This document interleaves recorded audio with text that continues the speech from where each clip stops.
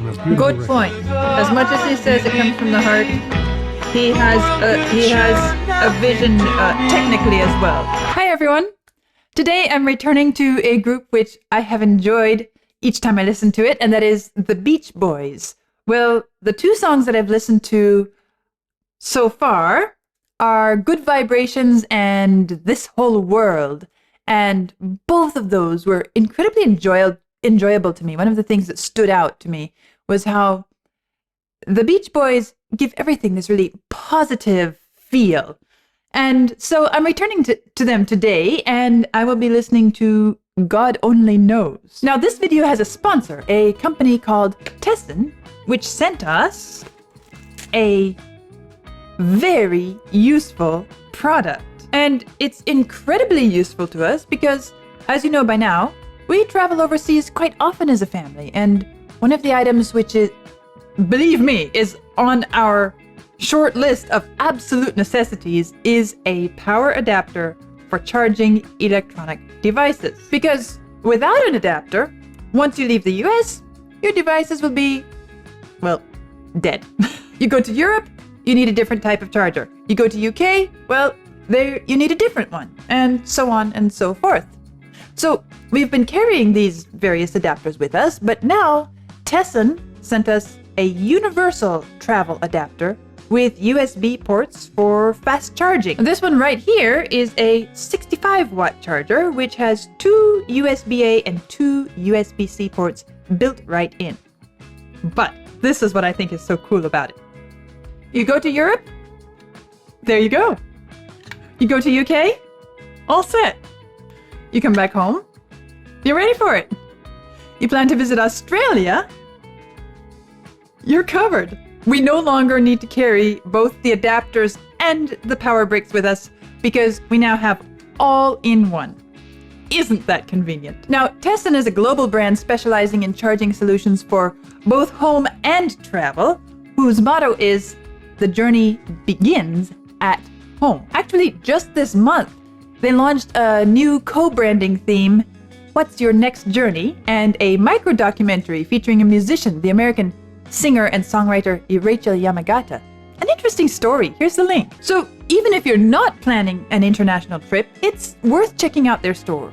You'll find all kinds of useful products there. It's a nice idea. Now, for God Only Knows, let's see what I have to read about it. God Only Knows was issued as the B-side of Wouldn't It Be Nice in July 1966 and peaked at number 39 on the Billboard Hot 100. In other countries, it was the single's A-side, reaching the top 10 in the UK, Canada, Norway, and the Netherlands. That's interesting.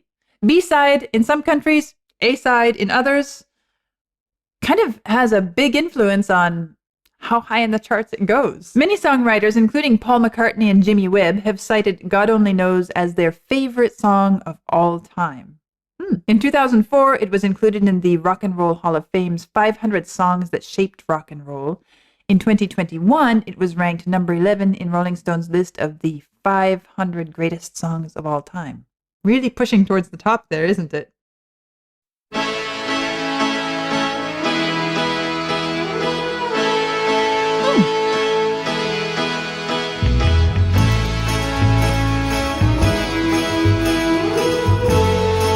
Interesting to have that brass in there at the beginning. I may not always love you, but long as there are stars above you, you never need to doubt it. I'll make you so sure about it. God only knows what I'd be without you. If you should ever leave me, well, life will still go on, believe me. The world could show nothing to me, so what good would living do me? God only knows what I'd be without you. You know, this is so interesting to me, listening to, okay, interesting, kind of imaginative, different feeling accompaniment. I like it. It's a whole different feel from a lot of what I hear in the rock genre as far as mix of instruments, texture, feel, all of that. I'm also interested in the melody because this line, God only knows what I'd be without you. When I read that on the page, God only knows what I'd be without you. Isn't that how we would normally, well, we're all different, but that's how I would normally inflect that line.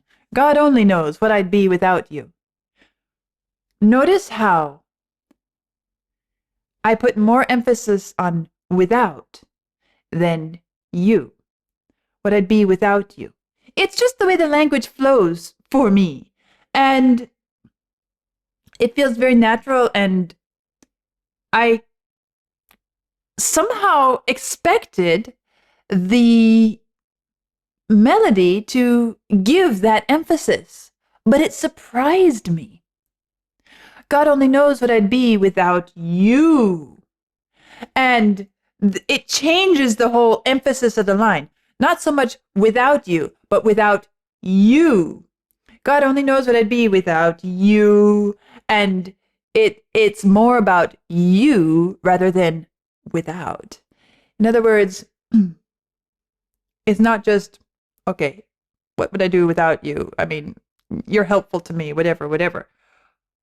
No. What would I do without you? You are special to me. You. There's only one of you. And it's a small inflection. And the reason it caught my ears, well, it would have caught my ears anytime, any day, hearing it for the first time like this.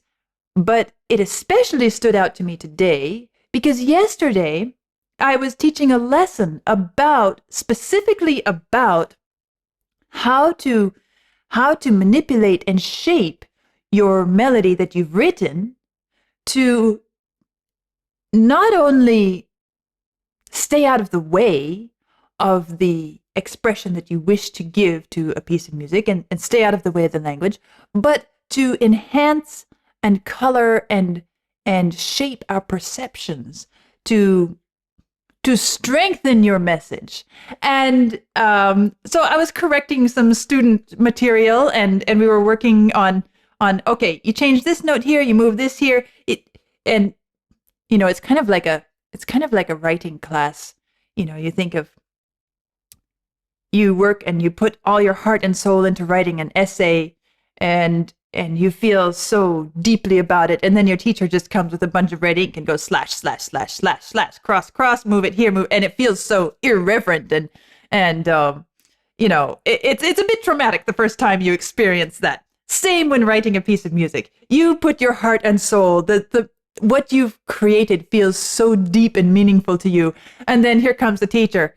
Cut, move, slice, manipulate. Oh, wait a minute, what happened to this? But it's all part of the learning process. So that's what I was doing yesterday. And now here is such a great example of how a little tweak can really change our perceptions of the lyrics. And here it really pushes us in our whole understanding of the message, the expression of the song in the lyrics. If we look at this, actually, it starts with I may not always love you. And that first verse ends with the I at the beginning of the line. I'll make you so sure about it. So it's a piece of writing which could turn us more towards I, simply because I is so prominent. And God only knows what I'd be without you. I mean, it could be a really an I-focused piece of music. But what this little tweak does, the way they've emphasized and shaped that line, makes it not at all about me. I am not the center here. No, I may not always love you, but as long as there are stars above you, you never need to doubt it. I'll make you so sure about it. God only knows what I'd be without you. It is about you and how incredibly special you are. And this setting of this little line, God only knows what I'd be without you, plays a huge part in how well we get the message of the entire song. And as with many lines of poetry or prose or whatever, there are so many different ways to emphasize it. There's more than two even here. We could say, God only knows what I'd be without you. Well, where is the center? What is the subject if we emphasize it that way? God only knows. Well, it's kind of emphasizing the unknown, the idea that we have no way of really knowing. Okay? That is the center. Now, if we say, God only knows what I'd be without you. God only knows what I'd be without you. God only knows what I'd be without you. Well, now I am the subject. I am the center. God only knows what I'd be without you. Okay? Now, not only am I the subject, but my being, my position, my success, my place in this world is the center, the subject. God only knows what I'd be without you. Okay, now it's more about me lacking something. It's about, okay, if I were to lack you, what would I be? God only knows what I'd be without you. And as I said, that's how I first read the line. God only knows what I'd be without you. But then, what the Beach Boys have done is they've taken the final word as the primary emphasis, the center of the whole line, the subject. God only knows what I'd be without you. God only knows what I'd be without you. And the way they made that line come, without you, they made sure that you is where we arrived and felt the focus and lingered. We dropped down without. It's the without is on a weak pulse. The melody falls down there. Every technique that they could employ, they did employ to make sure that was not the subject. And therefore, it also enhances the fact that and emphasizes the fact that when we arrive at you, we feel that arrival and that focus, that center, that is the subject of the entire line. Without you. I mean, let's just listen to this. Could show nothing to me, so what good would living do me? God only knows what I'd be without you. God only knows what I'd be without you. The other word that gets emphasized is what? God only knows what I'd be without you, which still keeps me out of the center, although it has some reference to, this is an impact on me, and you are what? You are what? What would I be without you? And so it's beautiful to notice these things and to really experience. And because I had the lyrics in front of me and I was following along, I was able to experience this incredibly powerfully. The fact that I read it in a flow that was not what they brought out of it. And so I felt this contrast incredibly intensely. And that's why I'm dwelling on it, because not only is it incredibly beautiful what they've done with it, but it's such a great moment of illustrating the power of music, the power of interpretation, and even beyond interpretation, creation, because the two are really closely joined together. And so we can do a lot of this as interpreters of another's creation. I'm reminded of an old video where Bernstein and Glenn Gould are discussing the role of the musician or the interpreter in a work of art, and how we have the power to really shape a lot of what is left to us, in this case, on the page. But this goes even deeper than that. This goes back to the creator of this. Who wrote this melodic line? And clearly they had a vision.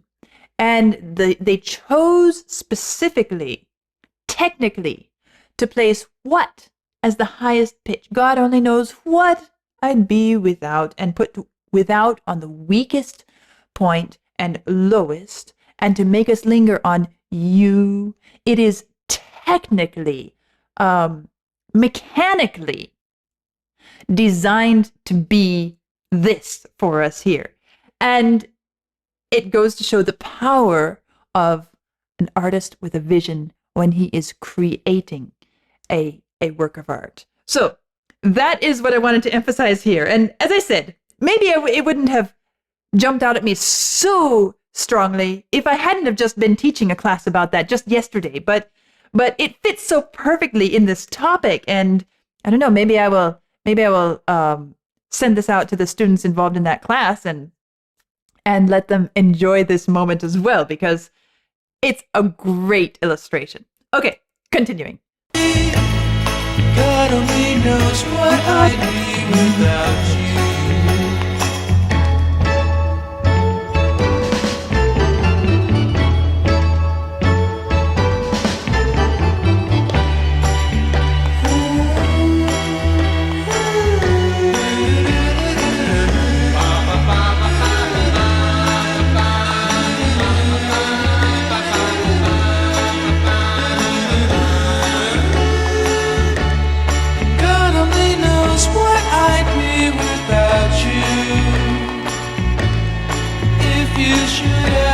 Leave me, the life would still go on, believe me.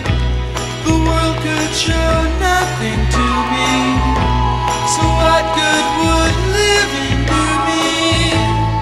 God only knows what I'd be without you. Yes, and now I have to pull myself out of the fascination with the melodic writing, and I'm noticing the instrumentation and the orchestration of this. Such special choices of what each instrument is doing, and the choice of instruments themselves. It is so, well, it might partly to do with the era of rock, but this is, in a way, this reminds me of the Beatles, because it has a really unique flavor to it. It feels like they went into the studio and they said, you know what?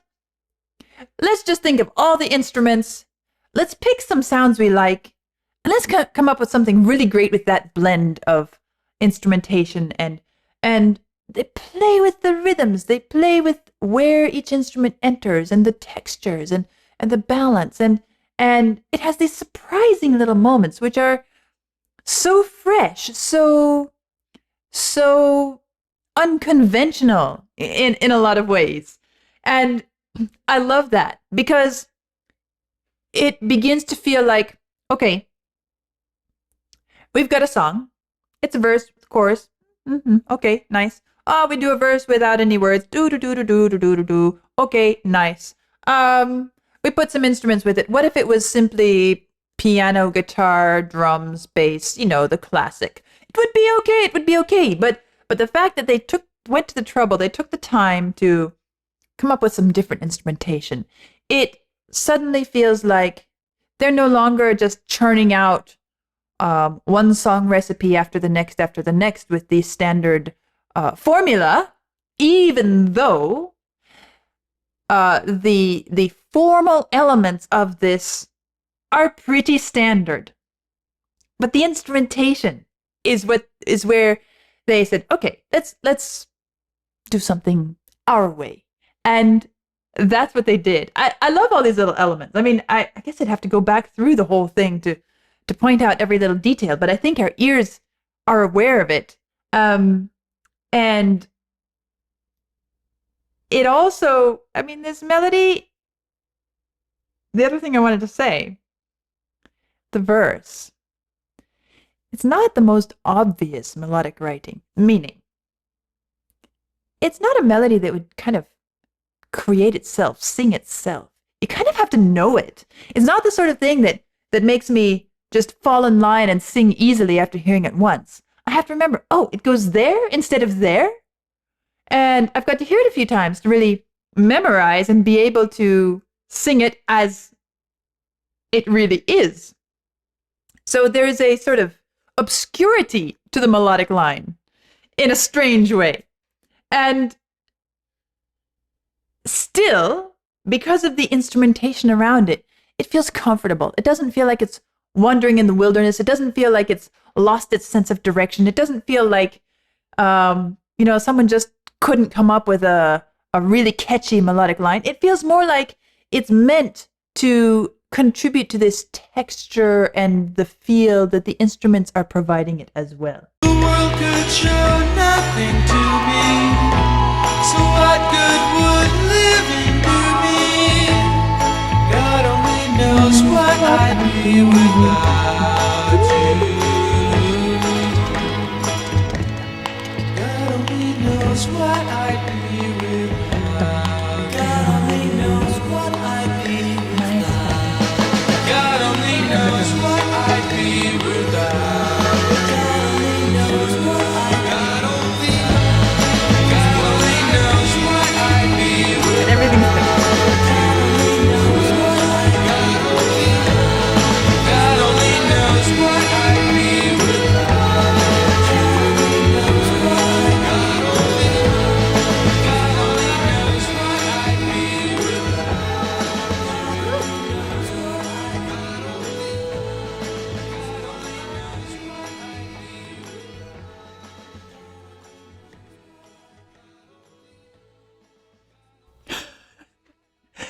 So this ending portion, the God only knows what I'd be without you, over and over and over, overlapping everything, it starts to feel almost like, some of those Renaissance era choral pieces, which have 4, 5, 6, 8 parts, and every part entering at different times. It's all staggered and everything. And it gets that kind of quality to it. God only knows, God only knows, God only knows what I'd be, what I'd be, what I'd be, what I'd be without you, without you, without you, without you. Yeah, I like it. This is a song I feel like it deserves a second video, a second listen, where we kind of do what I've done with the Beatles, where we just go through and explore in detail. There's some, I mean, I didn't even start talking about the harmonic elements of it, which are also interesting. And there's so much in this piece is really, I could say, complex in a lot of ways. It has so many elements that are, would be a lot of fun to explore. So I guess this is going to go on my list of songs to return to at some point down the road. And since I'm going to do that, I'm not going to back up and do more detailed listening now. Keep your eyes and ears open for the future when I do a more exploratory listen and discussion of this piece. It's going to be a lot of fun. So that is my first listen, my first time hearing God Only Knows by the Beach Boys. They have moved up even higher in my estimation of their abilities, their talents, their musicianship, and I'm eager to return to them next time whenever I listen to another one of their pieces that I've never heard. I don't even know the name at the moment. So, the Beach Boys, God Only Knows. That was a lot of fun. I'll see you soon.